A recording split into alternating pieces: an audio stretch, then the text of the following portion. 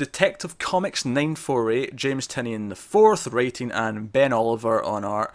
And what art it was. This is the first of the two-part Batwoman Begins. I believe we also had Margaret Bennett as a co-writer. Yeah. Oh, you're right. Sorry, yeah, I do apologise. This is important because she's actually going on to write Batwoman, which is it's going to spin out of this. So this is basically a backdoor pilot for that Batwoman. Yeah, it is. That's how you put it. Batwoman book. But yeah, but before you were pointing out my omission there, I was about to basically furiously, metaphorically masturbate about the art because it was gorgeous. It is gorgeous. I'm glad you stopped him because I didn't need that visual. I mean, done it anyway. You say that, he's done it anyway, yeah. Yeah, well, I'm not looking at him now. I'm looking at you, Connor. So. Matt, the word metaphorical saves all, okay? It saves all.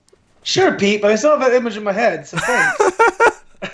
Nah, it's gorgeous looking book. It's got that wonderful kind of painted look to the colours, very, very pastel-y. Yeah.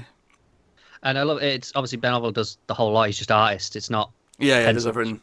He's done the lot. Yeah, it's like he's a painter doing all the paintings rather than doing like just the drawings and then letting someone else do the inks and whatnot. But he's not doing the Batwoman. No. Series.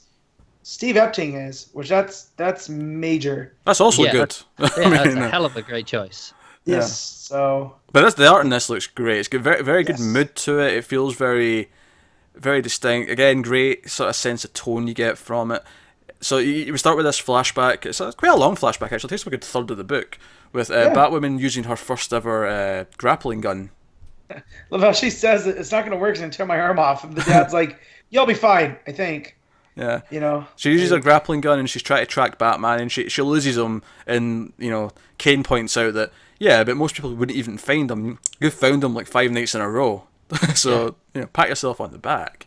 Yeah. It also makes me remember like the dad, like for all his colony stuff and trying to bring down Batman, he really does care. Like he's not one of these villains that's all about like taking over the world for the sake of it. He like genuinely believes Batman is a threat. It's also that he doesn't think he's necessarily just a threat. It's like he's got good ideas. It's like there's a respect in it.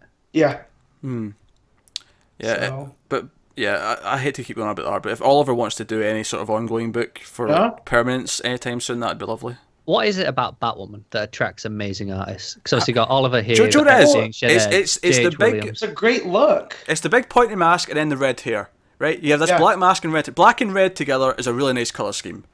It is. And I think it makes a lot of artists go, "Oh, what can I do with this?" And you have this flowing long red hair, the flowing cape, and then you've got this nice big black mask. I think it does a lot, and I think both her and Batman in this look especially great because they both feel like.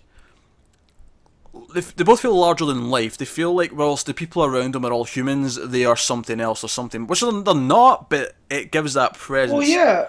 When you meet that doctor, which Dr. October, which I thought that's a fun name. Yeah. This is a weird thing to remind me of, but it reminded me of Christmas from the James Bond movie. Yeah. But like when they meet her and they seem like bigger, even though they're in the background. Yeah.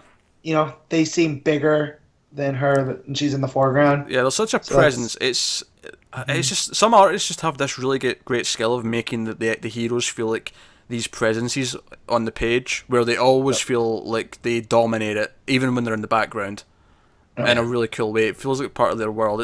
It's something that Alex Ross can do really well.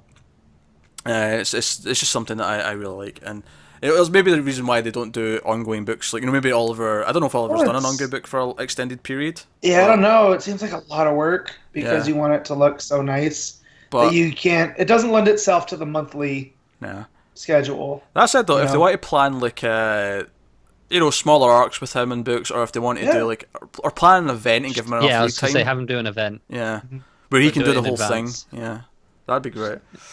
But no, so the plot of this one in the present day, once we come back into the present day, is that Colony have stolen some of the, I can't remember the exact word, the monster venom. The monster venom, yeah, from the monsters from the Night of the Monster Men, because we get this great scene, again, talking about atmosphere, Batwoman and Batman show up to the one of the skeletons of one of these monsters, and apparently the seagulls that have been eating it have mutated, and they show up and fight them. Which things keep reminding me of other things this week, but this reminded me of the Birdmen from the Power Rangers movie.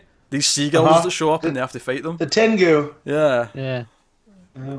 How did you remember what they were called? That is a very good question. One, I loved Power Rangers the movie as a kid. Watched it like a million times. Good. Yeah, so did I. But and two, they're huge. Well, they're not huge. They're in Japanese mythology, the Tengu, and so I like different cultures' mythologies. So I've done a lot of reading on them. But yeah. All right. Okay. Fair.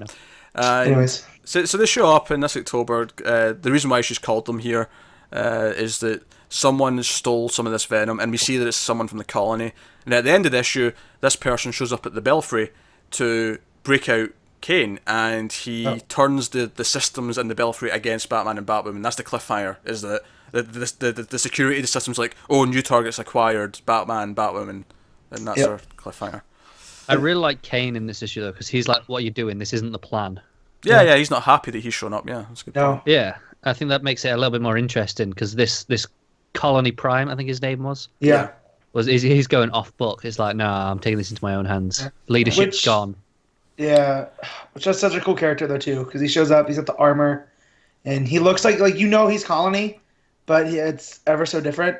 You know. Do you know what I like about this? I like that. Obviously, it's Batwoman focused. It's Batwoman Begins, but I like that Kane probably will get broken out, and that'll set up whatever she's doing in her solo book. That he's out there, course. And so I think that's pretty cool. Yep. But no, plot-wise, it's very simple, but it's just really gorgeous book, and it really flowed. It really, like I say, them fighting seagull monsters, the flashback with her, even her dad coming over and like giving her putting the arm around her. Oh, you did good tonight, kid. Just all those little moments.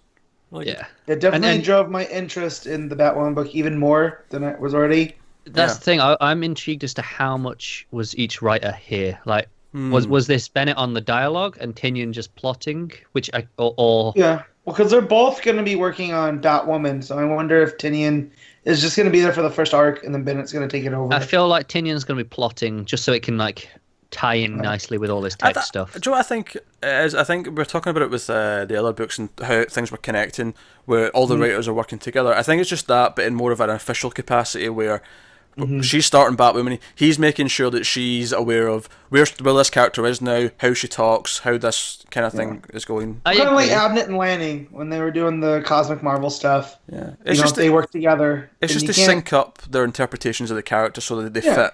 I agree, but what I think is interesting, at least DC the last few years when this has been happening, they list one as story and one as writer for the actual dialogue. Writer's dialogue, stories, just plotting. Yeah, and it just has them both listed as writer. It's both. Well, and they're both Snyder products, right? Like they both came out of working with Zach Badmet, Scott Snyder. I thought of the gigantic. The skeleton of the monster, and it made me think of the stupid ship in Batman v Superman just being in the middle of Metropolis, and then made me angry for a half second again, and then it's just been on my mind ever since. Tynion definitely is. I think Bennett is. Yeah, you might be right. Yeah. But I think it's great that they're working together. I think it's great that they're helping establish, because I think the reason why they're both probably on plotting this, and it's not just one's the other, is because this is setting up the plot for her book, as well as whatever they're doing for the detectives, so I think that works.